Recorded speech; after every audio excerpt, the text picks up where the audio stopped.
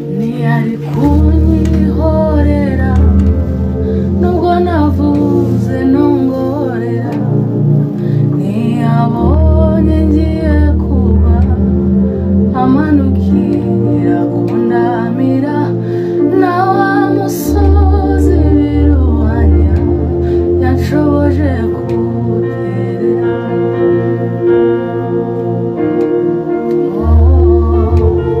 Ntiyari kunyihorera nubwo navuze nongorera, ntiyabonye ngiye kuba amanukira kundamira, na wa musozi biruhanya yanshoboje kuwuterera. Niwe Yesu muzoro w'aya masezerano mana, niwe mvuga sinshidikanya, yanyijije amaganya.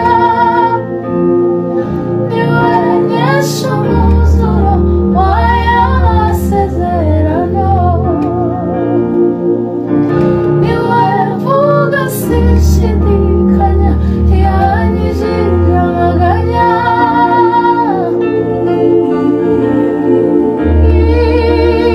Imbaraga zawe, haleluya, Uwiteka Mana yanjye,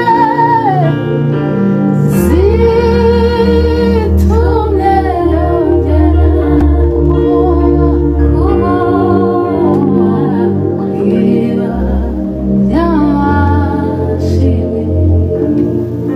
Ntabwo nzi uko ubigenza ngo inama zingambanira uziremuze, ntabwo nzi uko ubigenza ngo imigozi impambiriye uyihambure, ninde uzi uko wabigenje urupfu rwa Lazaro ruhinduka ibitotsi bye.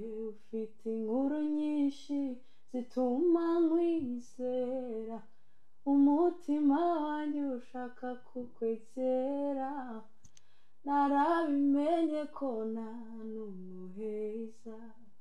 Ijambo ryawe ryambereye ipfundo ryiza, rimbwire ngaho rimbwire, rimfata ukuboko nkareka kuzerera, niyo byanshobeye nabuze aho mpera.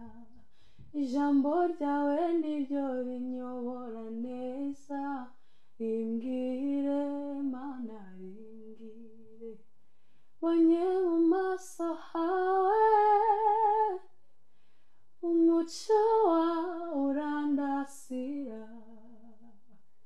kuvuga intambwe zanjye zabonye aho zikwiye guca, sinsiba kumva ijwi ryawe rikunda kunyongorera, rinyemeza gushibuka nubwo ndi igiti cyatemwe.